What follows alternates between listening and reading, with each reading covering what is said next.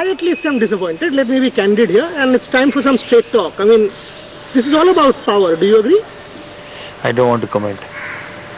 Okay, silence is golden at times. Your body language at the press conference told me two things. One, obviously this is something that has been thrust on you. Two, it was one of utter indifference. Okay, let somebody try this and I will see. Is that right? See, basically, it's his idea. He's the coach of the team. He has his plans of trying to work, which he feels is good for the team. And it's never happened in cricket. It's completely new. That's my third question. It's completely new. So obviously, you'll have to wait and see, because neither can I talk on it, because I've never been a part of a team which has 3-4 captains. I've had 3-4 former captains in the team, but have never been in a situation where everybody is captaining one game or the other. So it's completely new, and as I said, that's the only thing I can say. It's an honest confession that we'll have to wait and see how it works. See, I've read quite a bit of sport myself. I've never heard ever in my life that a team has 4 captains. One can understand the prudence of, forward thinking, but what is this logic? I mean, do you find any sense in the logic? See, Boria, it's difficult for me to comment on all this at this particular moment. As I said, all I can say, it's something absolutely new. It's John's idea. I'm sure he must have seen some logic into it. Whether we actually implement it or what will our implementation be, we'll have to wait and see, because IPL is still some distance away. Last year, Calcutta Knight Riders did not have a good journey. In that journey, a reasonable mixed journey, you were one who had 3 Man of the Match awards, 100, and that last game of 86 or 50 odd balls where you finished off in style. And then a majestic retirement from Test cricket. And then now this. I don't understand this.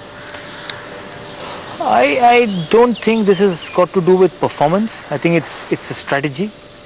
And to be honest, last year Knight Riders, we didn't have a team. McCullum went away, Ponting went away. We backed a lot on Gale. He didn't even play one single game. We got in Hodge to play for us, and he left after 2 games because he was picked to tour West Indies.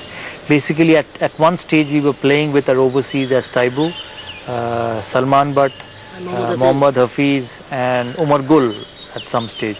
So we just didn't have a team last year, and I honestly feel that even when we won 6 or 7 games last year, I thought that was good for us considering the team we had. Push you a little bit more. Despite that kind of a performance where somebody with that team gives 6 or 7 wins, and out of which 3 Man of the Match awards, no problem whatsoever with the coach, his power increases. No problem whatsoever with the batting coach, his power increases. No problem whatsoever with the management, they remain. The only problem with the captain, whose powers are chopped. Well, as I said before, Boria, that it's John's ideas. We'll still have to wait and see where it goes, and I'll leave it at that at this stage. Team management, Shah Rukh Khan, any interference? Have you spoken? Will you speak? I speak to him pretty often. We speak to him about other things, but this thing has just cropped up day before yesterday.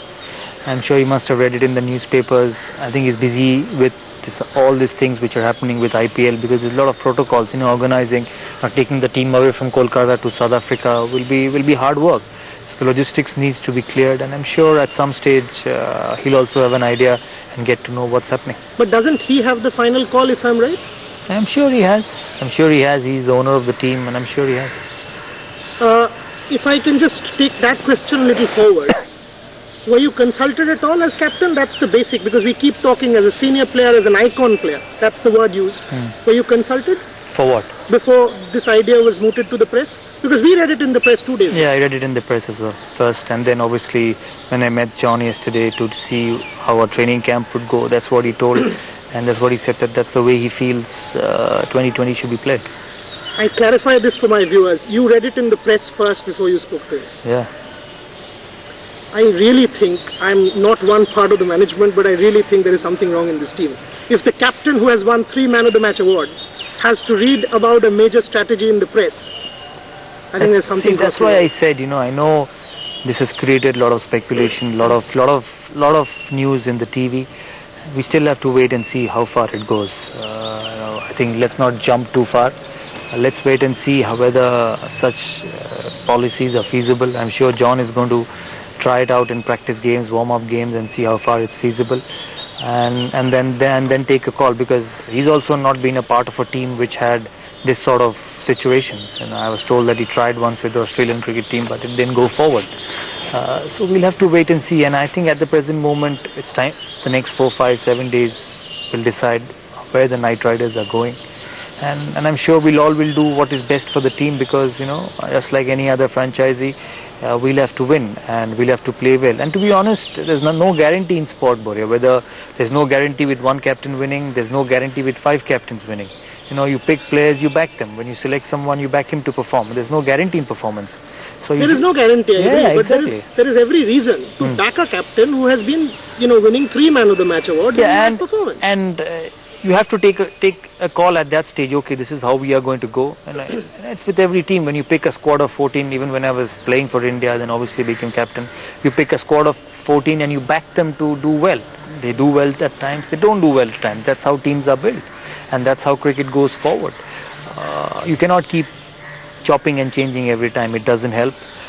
You cannot keep chopping and changing captains every time. Whatever, players, captains or anything. So I think as far as what I have learned from cricket and seen cricket being played all around the world, it's about consistency. Even when Australia came into this series here, 4 test matches, they had a consistent team. That's the way players are going to perform better, because there's enough pressure. They need some sort of job security. Okay, listen, and especially in one-day cricket or 2020 form of cricket, where you have to take a lot of risks. If you start putting pressure on people about places, about this, about that, it's ultimately going to hamper the team. I think the best teams are one which are set free and which will go and play freely. I think Matthew Mott has got a lot of ideas with the team. He's been a part of a New South Wales 2020 team which has won the competition. And I speak to him very often because he's the actual coach of the team, and he's got a lot of ideas. So we'll wait and see. We'll not go too far and wait and see what happens. Sourav, I must ask you this. This is a Kolkata Knight Riders team. Despite the number of foreign recruits, there are a number of Bengal players. You're an icon for all of us, for all Bengalis. This doesn't go very well with the Bengal players. It might create a lot of adverse impact. That's too difficult for me to. It's difficult for me to answer that question. How players will think. So a lot of the time players have opinions, but they obviously keep it to themselves, because at the end of the day it doesn't make much of a difference. So as I said, we'll have to wait and see. You've said this before. I mean, during the Greg Chappell era, there was this claustrophobic atmosphere. There was no freedom. Is it coming to something like that? I don't know, because this implementation has not started yet. Obviously, with what happened in the Greg Chappell era, you can see the players voicing their opinion now. As I said, when you're playing and when you have something at the top, even if you want to, you can't. But that's how the system is. You can see some of the players saying what they are saying now. You read every day in the newspapers about Gary Kirsten and the support staff. So I think that answers all your questions. So we'll have to wait and see. What about these Aussies, Greg Chappell and John Buchanan? Do they have a love-hate relationship with you? You bring them and then it's all about power. I keep coming back to my first question. I think I've had good relations with Aussies. I think I've had a good relationship with Steve Waugh, although we competed hard on the field. I've had interactions with him after that, and I've got too much respect for him and have a good relationship with him. There are people who have had good relationships, but I'm sure that's the way they are. Now that you mentioned Steve Waugh, John tried this with Steve, and basically it didn't work, and nothing happened. And Australia, for the record, won 16 matches under Steve. You think it's a temporary experiment? I mean, I at least think it's a temporary experiment which might soon be done away with. I don't know. I won't be able to answer this question. These are tough questions for me to answer. It is. I understand that. And final 2 questions. As a Kolkata Knight Riders player, commitment remains the same? Oh, of course. Of course it remains the same. At the end of the day, I have my own reputation. And I have a commitment to Knight Riders, I have a commitment to the rest of the boys, and it's the same with everyone. And I'm looking forward to doing well this year, because since I finished playing for India, I've really worked hard to get my game going at this level. And hopefully with everyone, and most importantly with everyone available, which was the key for us this year, to make sure that we pick players who are available for the full season. I'm hoping for the best. It will be a new challenge for the young boys. The players who have not taught South Africa with the pace and bounce. It's different from batting at Eden Gardens and batting at Durban. Hopefully they'll adjust, they'll learn, and we'll be a better team. You said this before, Sourav, about IPL, how much it motivates you. This is the only silverware missing. You know, you've done a majestic international career, coming to the end of it. What is it about, I mean, you perhaps did not have a challenge to spurn you on. Is this another new one? Another comeback? No, I think I had a challenge last year also to do well in IPL. Personally, I thought I did well, but as I said, we didn't have a team to challenge the best.